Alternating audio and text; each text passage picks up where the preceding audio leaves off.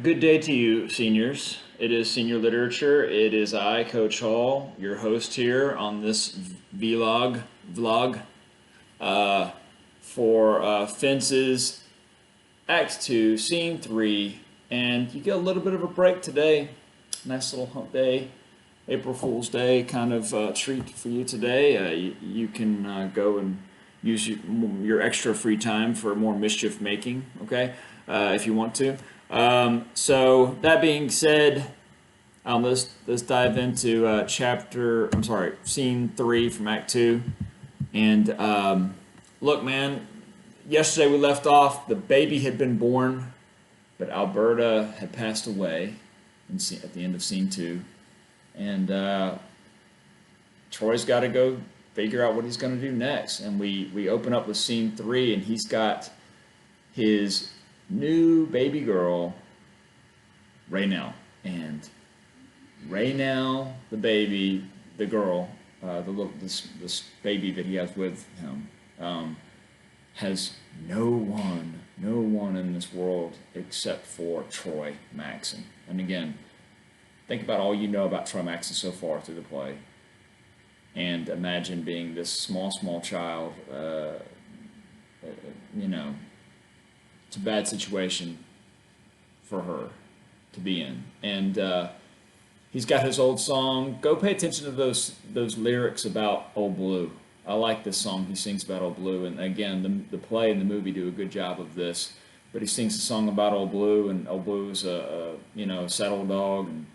And you can draw, if you're looking for examples from the scene, because it's so short, go to those lyrics and draw comparisons between the dog that he's singing about, Old Blue, and Troy's life, and things like that. Anyway, he goes to Rose with this baby, baby in hand, and he walks up to the porch, and Rose, remember, who is basically completely iced out Troy to this point, and he says, look, you can say what you want about me, but the baby is innocent. This baby has done nothing wrong. All this baby did was be born, okay, which is true for all babies, okay, no matter what you might think. That's all the baby did. And the baby can't be blamed here for what Troy has done wrong. And shockingly, Rose agrees. Rose agrees. Really interesting, and again, Rose nails this part here. Rose is talking to Troy. I'm trying to find it in your script here. Troy says, okay, sorry. Yeah, Troy basically says, Rose, essentially what he's doing here is, Rose, I need you to take care of the baby. Help me. I can't take care of this baby. I need you to help me take care of her. She's my daughter, Rose, my own flesh and blood. I can't deny her no more than I can deny them boys, referring to Lyons and Corey.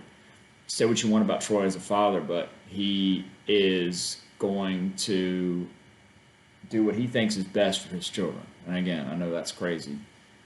And any help you can give me with this baby, I'd appreciate it if you'd help take care of her, is what he says. And Rose is awesome here. These ellipses, these dots and what she's saying, that's like pausing for effect. Rose says, okay, Troy, you're right. I'll take care of your baby for you. Because, like you say, she's innocent. And you can't visit the sins of the father upon the child. A motherless child has got a hard time. From right now, this child's got a mother, but you a womanless man, is what Rose tells Troy. And this is basically the agreement here is, in no uncertain terms, is I'm going to take care of this child for you, Troy, because she didn't do anything wrong. Rose, if Rose is good at nothing else, she's a wonderful mother, and she has a big heart, and we've examined that a couple times. Rose is going to take care of this little girl. She's going to do the right thing. But as far as her marriage with Troy, as far as like an actual relationship with Troy, that's over with. Put up the wall. Put up the fence. And this is Rose putting up the fence this time, if we're using that analogy. And basically, are they getting divorced? No, they didn't. No one got divorced back then, and that's just they're not getting a divorce. Say what you want about that. August Wilson wrote the play. I'll have to ask him one day how. But look, it's not a good story if they get a divorce, right? No, they're going to stay married, but basically, Troy and Rose are going to live there independent of each other. Troy is responsible for heating up his own meals. Rose will cook, I'm sure, but Troy's got to heat up his own meals. Troy, whatever money he brings in, that's going to be a very business-like exchange between Troy and Rose. But Rose has no interest in keeping tabs on Troy anymore. Rose is going to go be her own woman now. She's going to go to gatherings on her own. She's going to meet up friends on her own. She's going to go to church on her own. She's going to do all these things. She's going to be a mother to Corey on her own. She's going to be a mother to Raynell, the daughter, the baby, on her own. And really has no interest in involving Troy in her life anymore. There's independence here. The baby is almost kind of like, that's the deal. I'll take the baby, but you have to leave me alone basically forever now. And it's the end of a marriage, but they're not getting a divorce. And so that's scene 3. It's a powerful scene. I really like it. Go check it out on the movie or check it out on the play. Some of you guys have been able to find this. You've either had to order it on Amazon Prime. I think you can rent it. It's worth the rental. I know you got to watch all of it all at once, or basically over a 24-hour period, but man, it's worth the rental if you want to throw a couple bucks to that.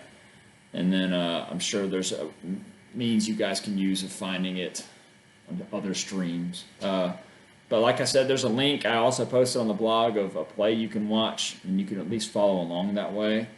But man, go watch. I know it's one thing to read it. You read the script and you're kind of like, oh, that's an interesting part. But man, to see them act it out, it's really interesting. And I like this scene a lot. Today is Wednesday. Keep up with that scene journal. Tomorrow we're going to be talking about scene 4. Friday we're going to be talking about scene 5 and the end of the play. And we're going to take a week off next week. We're all going to I'm going to kind of take a step away from teaching, as will you, from learning for a week or so, and kind of figure out what we want to do as far as writing about this when we come back. We're going to write something on fences when we come back, and that's why you need to have those journals completed, and that's why you need to have those themes all organized together on your sheet so that you'll be able to access that information when the time comes. So that's all I have for today. I'll see you guys tomorrow. Let me know if you have any questions or concerns or thoughts. If you're confused about who this baby is and where she came from, and what's the deal with Rose and Troy? How come no one else was in this scene besides the two of them? It was so short. Coach Hall, what's the deal with the song? All that stuff. We can talk about it. You just gotta let me know. Otherwise, I assume you know. If you don't ask, I can only theorize what questions you might have. Anyway, hope you guys are well. Talk to you tomorrow. Bye.